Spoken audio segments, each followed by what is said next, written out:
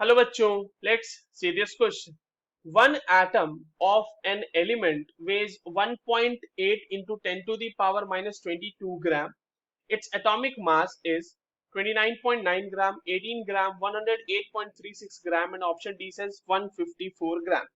चलिए इस क्वेश्चन को सॉल्व करते हैं बच्चों। सबसे पहले तो हम ये देखते हैं कि इस क्वेश्चन को सॉल्व करने के लिए हमारे पास कौन से की कॉन्सेप्ट की जानकारी होनी चाहिए। देखिए ये जो सवाल हमारे पास पूछा गया है ना बच्चों, ये बेसिकली एटॉमिक मास के ऊपर बेस्ड कैलकुलेशन है। एटॉमिक मास का ही हमें कैलकुलेशन एक्चुअली करना है।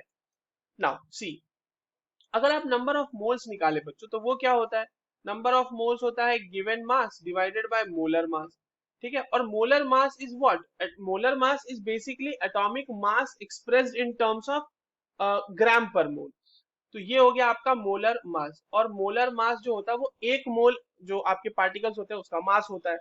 और दूसरा तरीका ये है कि इसका हमारे पास होता है number of particles given, number of particle जितने गिवन है और divided by अवोगाद्रोस number that is Na, जिसकी वैल्यू होती है 6.02 इंटू 10 टू द पावर 23।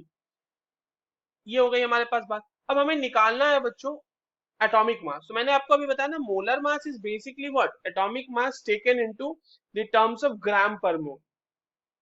तो अगर हमारे पास देखिए गिवन मास दिया हुआ है, हमारे पास नंबर ऑफ पार्टिकल भी दिया हुआ है 1, और अवोगाद्रो नंबर तो हमें पता ही है।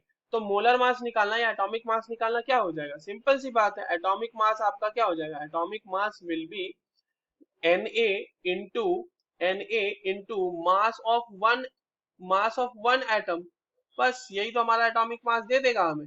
तो देखिए यहाँ पे वैल्यूज को पुट कर देते हैं, 6.02 into 10 to the power 23 into mass of one atom which is 1.8 into 10 to the power minus 22 gram. तो ये जो आपके पास एटॉमिक मास की वैल्यू आएगी बच्चों, this will be coming around 108.36 gram.